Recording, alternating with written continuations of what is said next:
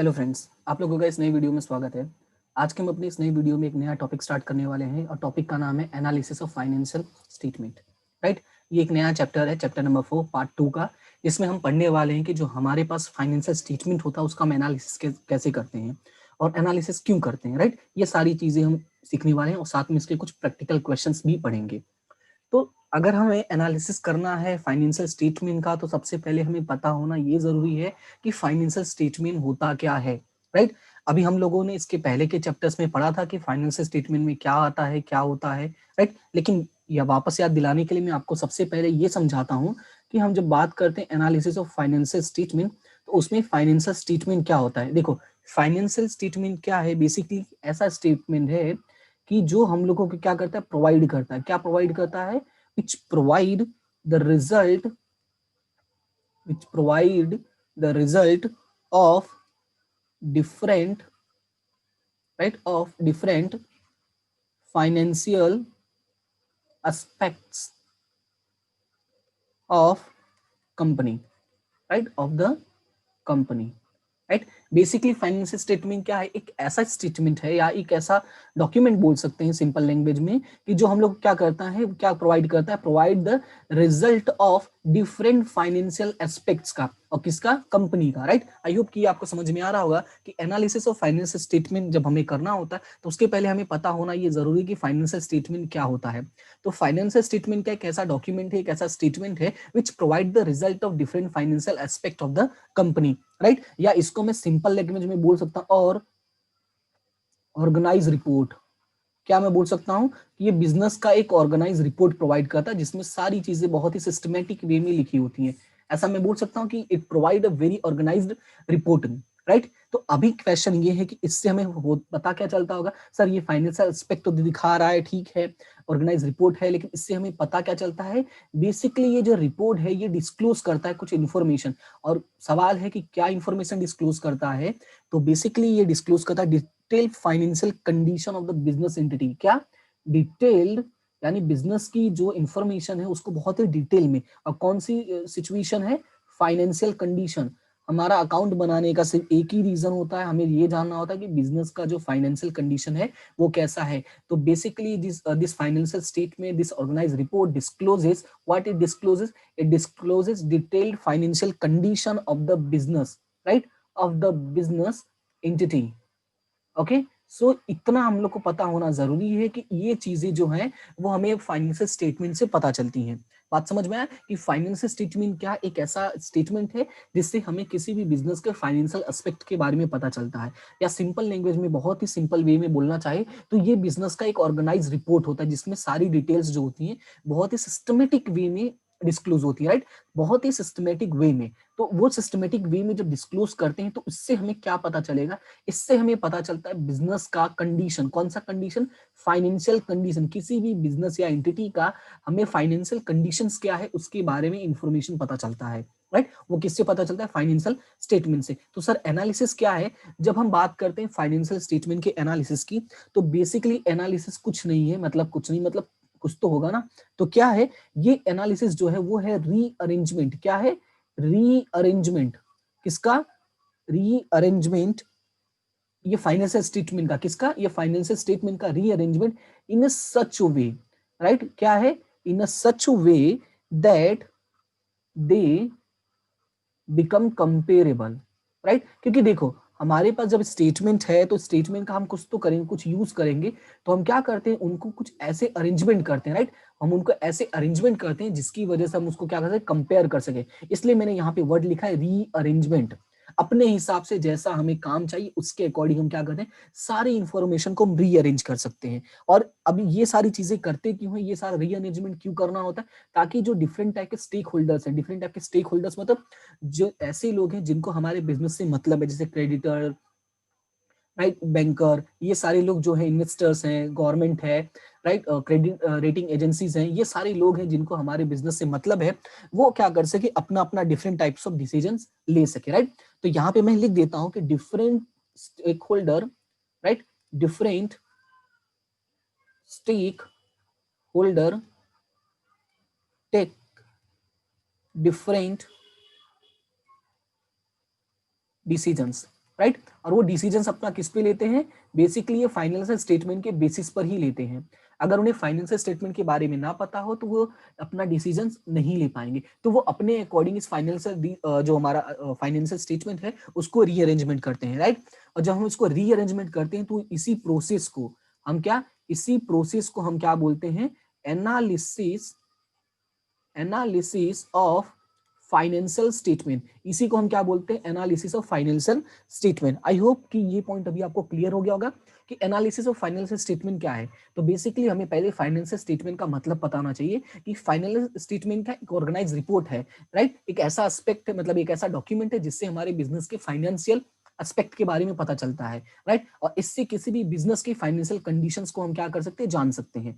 तो अभी ठीक है, स्टेटमेंट तो पता चल गया। अब इस स्टेटमेंट को हम क्या करते हैं, अपने काम के अनुसार, यानी जितने भी स्टेक होल्डर हैं अपने काम के अनुसार रीअरेंजमेंट करते हैं। जब इसको अपने काम के अनुसार रीअरेंजमेंट करते हैं तो जो प्रोसेस होता है, that process is known as analysis of financial statement, right. So I hope कि एनालिसिस ऑफ फाइनेंशियल स्टेटमेंट क्या है वो आपको क्लियर समझ में आ गया होगा। सिर्फ मैंने अभी मतलब समझाया कि what is the meaning of analysis of financial statement, okay. तो अभी एक बात समझते हैं। अभी क्वेश्चन ये है कि सर फाइनेंशियल स्टेटमेंट का आपने मतलब बता दिया, पर बेसिकली फाइनेंशियल स्टेटमेंट में आता क्या है। अभी क्वेश्चन ये मन में आ रहा होगा कि सर फाइनेंशियल स्टेटमेंट में आता क्या है वो भी बताओ। तो फाइनेंशियल स्टेटमेंट में क्या क्या आता है वो समझते हैं, ठीक है। बेसिकली जो आता है उसकी बात करेंगे हम लोग। तो फाइनेंशियल स्टेटमेंट जो है बेसिकली दो पार्ट्स में डिवाइड है। कैसे, दो पार्ट्स में, ठीक है। तो जो फर्स्ट पार्ट होता है उसको हम यहाँ पे नाम देते हैं part 1, right. Part 1 of schedule 3, right. हम क्या पढ़ रहे हैं, कंपनी के बारे में पढ़ रहे हैं, तो इसीलिए इसका जो पार्ट 1 है वो उसका शेड्यूल 3 है of companies, right, of companies act 2013। और इसके अंदर इंक्लूड करते हैं बैलेंस शीट को। क्या इंक्लूड करते हैं, बैलेंस शीट को। इफ यू रिमेंबर, मैंने जो कंपनी अकाउंट का चैप्टर पढ़ाया था उसमें मैंने डिस्कस किया था पार्ट 1 बैलेंस शीट के बारे में। तो वही हमारा है फाइनेंशियल स्टेटमेंट, और वो क्या है, पार्ट 1 है, राइट। शेड्यूल 3 का पार्ट 1 है। सर पार्ट 2 क्या है, तो पार्ट 2 भी मैं बता देता हूं। तो एक होता है सेम उसी तरह से पार्ट 2, और सॉरी पार्ट 2। तो यहाँ पे मैं अच्छे से लिखता हूं, part 2 of schedule 3 of companies act 2013। तो इसके अंदर हम इंक्लूड करते हैं प्रॉफिट एंड लॉस अकाउंट को, ठीक है। इसके अंदर हम क्या इंक्लूड करते हैं, प्रॉफिट एंड लॉस अकाउंट को। आई होप कि इतना चीजें आपको समझ में आ गया होगा कि बेसिकली जो हमारा फाइनेंशियल स्टेटमेंट होता है उसका मतलब क्या होता है। तो वो मैंने समझा, साथ में मैंने ये बता दिया कि फाइनेंशियल स्टेटमेंट में इंक्लूड क्या करते हैं। तो फाइनेंशियल स्टेट में बेसिकली दो डॉक्यूमेंट इंक्लूड करते हैं।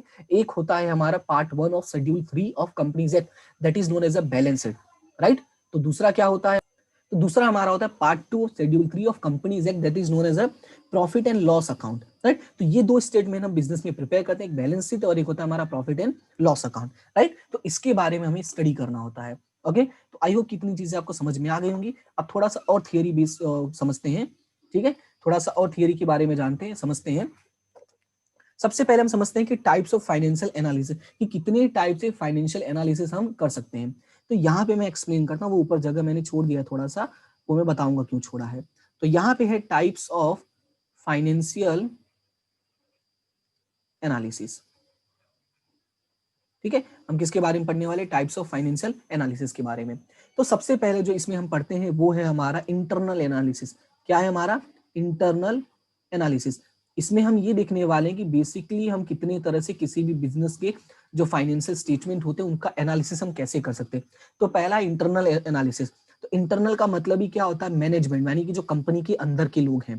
तो basically it is conducted by the management, by whom it is conducted by the management. अब मैनेजमेंट क्यों कंडक्ट करता है, ताकि उसको ये पता चल सके कि बिजनेस का फाइनेंशियल पोजीशन जो है वो क्या है। टू नो फाइनेंशियल पोजीशन, क्योंकि उसको भी तो जानना है ना कि उसके द्वारा जो डिसीजंस लिए गए हैं, जो वो लोग काम कर रहे हैं वो काम सक्सेस हुआ है या नहीं हुआ है। तो basically internal analysis is conducted by the business management, I mean by the management, and why they conduct this analysis, to know the financial position of the company, right। I hope कि ये आपको समझ में आ गया होगा। अब उसके बाद बात करते हैं दूसरे नंबर की। तो जो दूसरा नंबर होता है वो होता है एक्सटर्नल एनालिसिस। क्या होता है दूसरा नंबर? External analysis. ठीक है, क्या होता है? External analysis. तो एक्सटर्नल एनालिसिस जो होता है basically it is conducted by the outsider. किसके द्वारा? आउटसाइडर्स। तो यहाँ पे मैं एक ही वर्ड में मैंने खत्म कर दिया, बाय आउटसाइडर्स। अब क्वेश्चन है कि आउटसाइडर्स में कौन कौन आता है? तो आउटसाइडर्स में बोल सकता हूँ हमारे यहाँ पे बैंकर्स होते हैं, राइट, हमारे यहाँ पे इन्वेस्टर्स होते हैं, यानी ऐसे लोग जो किसी भी बिजनेस में इंटरेस्टेड होते हैं, राइट। तो इन्वेस्टर्स हो गए, साथ ही साथ हमारे बिजनेस के जो क्रेडिटर्स होते हैं वो होते हैं, राइट। और उसके साथ साथ फाइनेंशियल इंस्टीट्यूशंस, क्योंकि ये लोग को भी तो इंटरेस्ट होता है बिजनेस में, और सबसे ज्यादा इंटरेस्टेड होते हैं गवर्नमेंट एजेंसीज, राइट। कौन? Government agencies. तो इसी तरह से जो भी ऐसे लोग आउटसाइडर्स जो बिजनेस में इंटरेस्टेड होते हैं, अगर वो लोग कोई एनालिसिस करते हैं, दैट एनालिसिस भी will be known as external analysis, right. तो अभी बात करते हैं नंबर थर्ड की। नंबर थर्ड है हमारा लॉन्ग टर्म एनालिसिस। क्या है? Long term analysis. और इसी के साथ एक और है number four, that is short term analysis. क्या? Short term analysis. बेसिकली जो लॉन्ग टर्म एनालिसिस होता है वो नॉर्मली हम 12 महीने से ज्यादा के लिए करते हैं, और जो शॉर्ट टर्म एनालिसिस होता है वो हम 12 मंथ से कम के लिए करते हैं, right. To know the regular, जो हमारा रेगुलर ट्रांजेक्शन हो रहा है उसकी कैपेबिलिटी को जानने के लिए करते हैं। और लॉन्ग टर्म एनालिसिस जो हमारे लॉन्ग टर्म फाइनेंशियल स्टेटस है, कि हमने लोन अगर ले लिया, अगर ऐसा कुछ सिचुएशन क्रिएट होता है तो फ्यूचर में हमारा बिजनेस का स्टेबल हो पाएगा या नहीं हो पाएगा, तो वो सारी चीजें हम लॉन्ग टर्म से समझेंगे। और शॉर्ट टर्म के लिए जो क्रेडिट डेटर्स का रिलेशन था वो फाइंड आउट कर सकते हैं, राइट। तो इस तरह से टोटल 4 हो गया। अभी बात करते हैं दो ऐसे सबसे मेन की, जिसके बारे में हमें इस चैप्टर में पढ़ना है। ये चारों तो सिर्फ हमें एक्सप्लेनेशन देने के लिए इन लोगों ने बताया है, इन चारों के बारे में हमें कोई भी क्वेश्चन सॉल्व नहीं करना है। लेकिन अभी शुरू होता है हमारा नंबर 5, जो हमारे लिए बहुत ही जरूरी है, जानना जरूरी है, और इसी से रिलेटेड जो क्वेश्चन है वो आपके एग्जाम में आते हैं, राइट। तो उसमें सबसे पहला है हॉरिजॉन्टल। क्या है सबसे पहला? हॉरिजॉन्टल। अब क्वेश्चन है कि हॉरिजॉन्टल एनालिसिस क्या होता है। तो मैं सिर्फ इतना पूछूंगा, तुम्हें हॉरिजॉन्टल का मतलब पता है या नहीं है? अगर हॉरिजॉन्टल का मतलब पता है तो एनालिसिस क्लियरली समझ में आएगा। हॉरिजॉन्टल का मतलब क्या होता है? एक ऐसी लाइन, राइट। मतलब क्या? ये ऐसी लाइन। अब ये ऐसी लाइन है तो अब समझो बात को। अगर मैं ये ऐसी लाइन करता हूँ तो यानी इस लाइन में जो भी आएगा उन सब की बात करूंगा मैं, तो डेफिनेटली इस लाइन में काफी लोग आने वाले हैं। तो अब मैं इसको थोड़ा सिंपल वे में समझाता हूँ। जैसे कि मान लो मैं तुम्हारी बात करता हूँ, ठीक है। तुम्हारे पास जैसे तुम अभी 12th में हो, right, right now you are in 12th। तो अगर किसी ने पूछा कि इसके जो 12th में परसेंटेज कितने हैं, 11th में परसेंटेज कितने हैं, 10th में परसेंटेज कितने हैं, अगर ये इसकी कंपैरिजन करते हैं तो इसको देखो, ये मैंने कैसे डिनोट किया, एक लाइन में डिनोट किया है कि नहीं? अगर ध्यान से देखोगे तो ये एक लाइन में दिख रहा है, राइट। तो इसी को हम क्या बोलते हैं? Horizontal analysis. कि जब हम इंफॉर्मेशन जो है वो एक लाइन में होता है हमारे, राइट, वो लाइन कैसी होगी? हॉरिजॉन्टल होगी। यानी 10, 11, 12, राइट। जैसे ईयर की मैं बात करूं तो 2015, 2016, 2017, अगर ऐसे हमारे पास ईयर्स की इंफॉर्मेशन है और अगर हम उसकी एनालिसिस करें तो that will be known as a horizontal analysis, right. ये तो मैंने सिंपल वे में एक्सप्लेन कर दिया, लेकिन कुछ चीजें तुम्हें जानना जरूरी है। वो कैसे होगा? तो जानना जरूरी ये है कि जब हम कंपैरिजन करते हैं, लेकिन किसका कंपैरिजन करते हैं? डिफरेंट ईयर्स का। किसकी कंपैरिजन करते हैं? डिफरेंट ईयर्स का। तो तुम्हें सबसे पहले जानना ये जरूरी है कि जब हम कंपेयर करते हैं, और वो भी किसके? डिफरेंट डिफरेंट ईयर्स का। जैसे मैंने कहा ना 15, 16, 17 या क्लास 10, 11, 12, तो ये क्या आ गया? डिफरेंट ईयर्स हो गया। पहला पॉइंट ये याद रखना है। दूसरा याद क्या रखना है कि बेसिकली ये एनालिसिस हम इसलिए करते हैं ताकि हम लॉन्ग टर्म प्लानिंग कर सके। क्या कर सके? लॉन्ग टर्म प्लानिंग कर सके। जैसे अभी तुमने बोल दिया पापा से कि मुझे एमबीए या सीए करना है, तो वो तुम्हारा इतिहास निकालना शुरू कर देंगे कि 10वीं में तुम इतने लाए, 11th में इतने लाए, 12th में इतने लाए, तो मेहनत कर रहे हो कि नहीं कर रहे हो। वो जज करेंगे डेफिनेटली, कि वो देखेंगे कि हाँ भाई तुम्हारे ऊपर इन्वेस्टमेंट करना सही है कि नहीं है। तो इस तरह से लॉन्ग टर्म प्लानिंग करने के लिए वो क्या करते हैं? डिफरेंट डिफरेंट ईयर्स का कंपेरिजन करते हैं। दूसरा हो गया टू नो द ट्रेंड। क्या? To know the trend. Trend मतलब जैसे सिचुएशन क्या चल रहा है मार्केट में, राइट। जैसे अभी मैंने ना 10, 11, 12 का एग्जांपल दिया, तो 10th में तुम्हारा पढ़ाई का जो सिचुएशन था कैसा था, तो इंक्रीमेंट हो रहा है तो उसका ट्रेंड कैसा है, कि इंक्रीमेंट हो रहा है या डिक्रीज हो रहा है, या तुम्हारा इंटरेस्ट है वो किधर जा रहा है। जैसे 10वीं से 12वीं तक में आए तो तुम्हारे अंदर कुछ तो चेंजेस हुआ होगा ना, तो जो वो चेंजेस है ना उसको हम लोग क्या बोल देंगे? ट्रेंड बोल देंगे। और वो कैसे पता चलेगा? एक ईयर का कंपेरिजन करके पॉसिबल नहीं है। You have to do comparison for the different years, right, number of years. तभी तुम्हें पता चलेगा कि राइट नाउ मार्केट का ट्रेंड क्या चल रहा है। एंड इसी को हम क्या बोलते हैं? कभी कभी इसी को हम बोल देते हैं, it is also known as a time series analysis. क्या बोलते हैं इसी को? Time series analysis. हालांकि ये तो पहले वर्ड से ही पता चल गया कि इसको टाइम सीरीज एनालिसिस भी बोल सकते हैं, क्योंकि यहाँ पे बात आ गया था डिफरेंट ईयर्स, और जहाँ पे डिफरेंट ईयर्स है तो इसको मैं बोल सकता हूँ कि it is also known as a time series analysis. अब याद रखना है कि हॉरिजॉन्टल का जो सबसे फेमस नाम है, क्या सबसे फेमस नाम है, उसको हम बोलते हैं कंपेरेटिव एनालिसिस। क्या बोलते हैं उसको?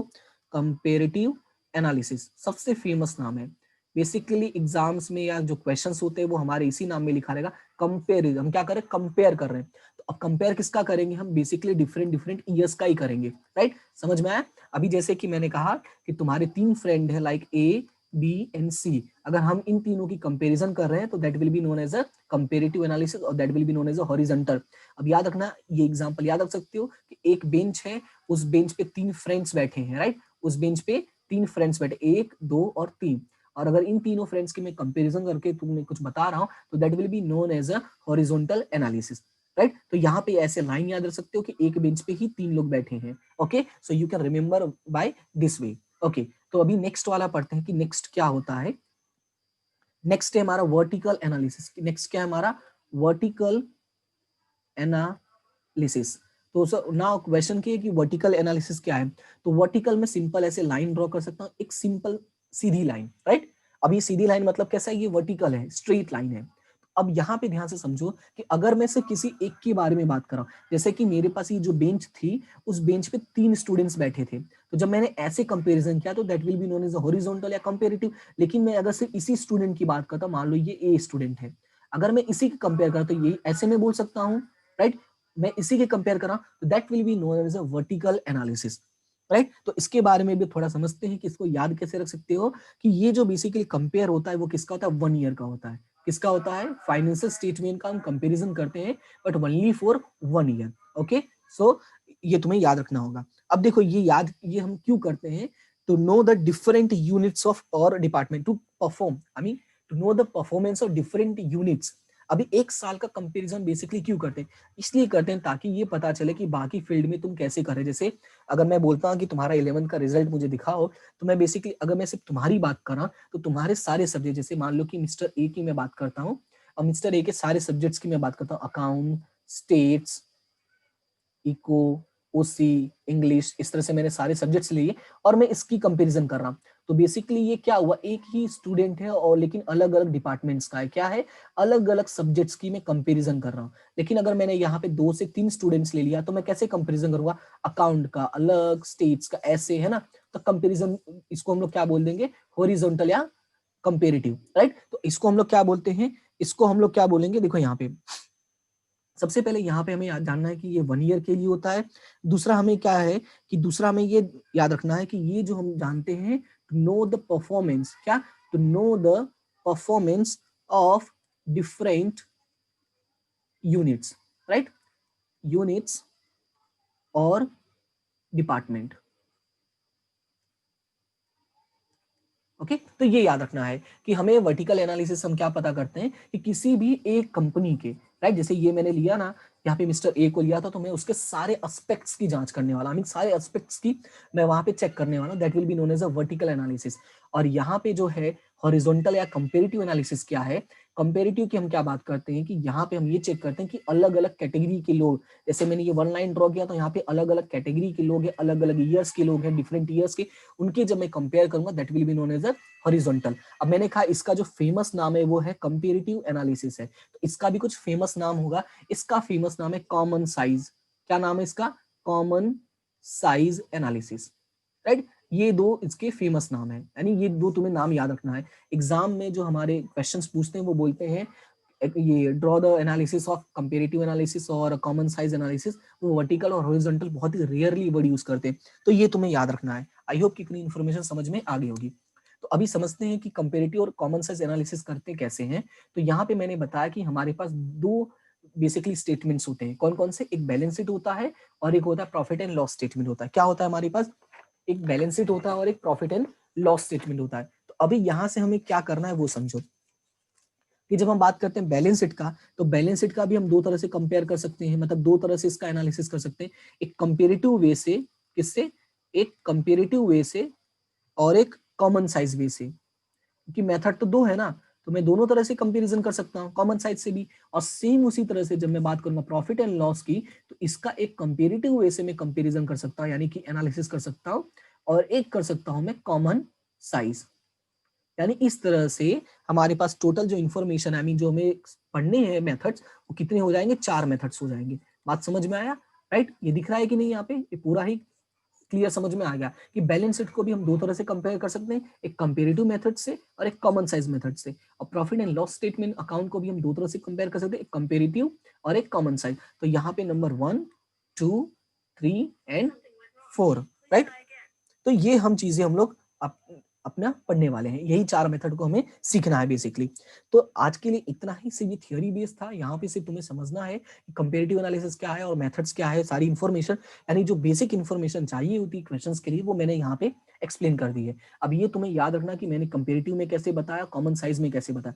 कॉमन साइज में एक ही का कंपेयर करते और यहाँ पे अलग अलग कंपेरिजन करते, तो बस ये लाइन्स याद रखनी है, ठीक है? अब कॉमन साइज का दूसरा नाम क्या है, वर्टिकल, और इसका दूसरा नाम क्या है, हॉरिजॉन्टल। तो ये तुम्हें नाम याद रखना है। अब इसी के बेस पे हम क्या करेंगे, अपने नेक्स्ट वीडियो में क्वेश्चंस करेंगे, और एक एक वीडियो में मैं एक एक मेथड एक्सप्लेन करके खत्म कर दूंगा। सो डोंट वरी, ज्यादा टाइम नहीं लेंगे, बहुत ही अच्छे से और बहुत ही सिंपल वे में मैं एक्सप्लेन करूंगा, राइट? तो आई होप कि ये वीडियो आपको पसंद आया होगा, ये सारी चीजें जो समझाई है वो समझ में आई होंगी।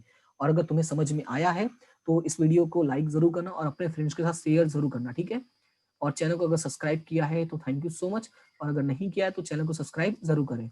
और इसी तरह से हंसते रहे, मुस्कुराते रहे और आगे बढ़ते रहें, ठीक है? वो थोड़ा सा अच्छा नहीं लग रहा है, ये ठीक है थोड़ा, ओके? तो इस तरह से हंसते रहे, मुस्कुराते रहे और आगे बढ़ते रहे, ऐसे भी हंस सकते, कोई दिक्कत नहीं है, ओके? तो मिलते हैं, सॉरी, तो मिलते हैं हम अपने नेक्स्ट वीडियो में। Thank you so much to all of you and have a good day.